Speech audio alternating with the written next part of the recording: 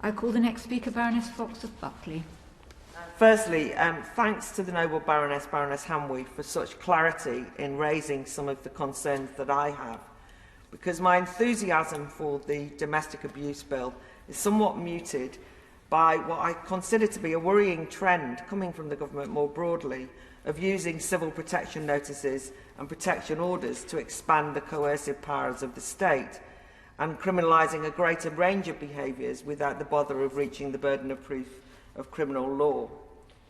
To be honest, I was rather surprised that those who usually speak up on civil liberties in this place seem rather quiet on this, which is why I was glad to see this amendment. I know that the issue of domestic abuse is emotive and sensitive, and we all want to do what we can in obviously opposing it, but due process is important too. So I do warmly welcome this amendment and thank the Noble Baroness Hanwy and the Noble Lord Pannick for raising it. It seemed to me to be a crucial amendment because it does aim to ensure that a criminal standard of proof is applied to a breach of a domestic abuse order, and that is just not clear, it seems to me, as the legislation is written out. And it does seem a very important protection for justice and the rule of law.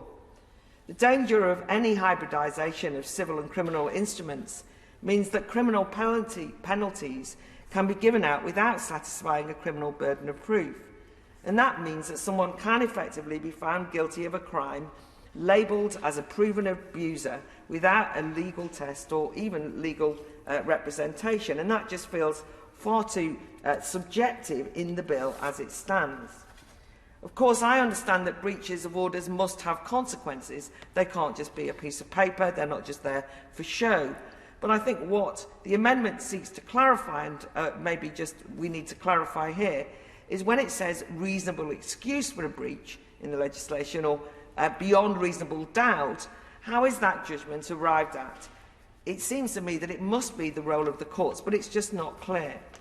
And dispensing with the criminal burden of proof can have some unintended consequences that are not in the victim's interests either. Some campaigners fear that the police may choose to use breaches of an order as an easier alternative to proving charges for more serious criminal offences, such as assault or criminal damage. A lower threshold may imply that something has been done by the authorities, as it were, ticking a box, but maybe more should be done.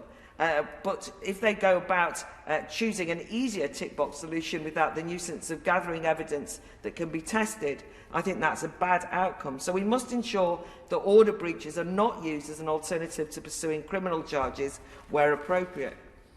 It's also nerve-wracking that some breaches of order may be relatively minor and very far from criminally threatening to anyone, least of all the person the order is protecting. And some fear that actually alleged victims may be deterred from reporting breaches if this automatically criminalises their partner or their ex-partner, perhaps the parents of their children. The worry here is that those that the bill seeks to protect are being sidelined in the process and potentially disempowered, that their agency potentially is undermined by decisions taken by the police or third parties who can use breaches of order to criminalise alleged perpetrators regardless of what the victim wants or however minor the breach. So the main loser, if that were to happen, would ultimately be due process. I therefore support the raising of this amendment wholeheartedly and look forward to the Noble Minister clarifying or reassuring us that this is not a way of avoiding criminal burden of proof.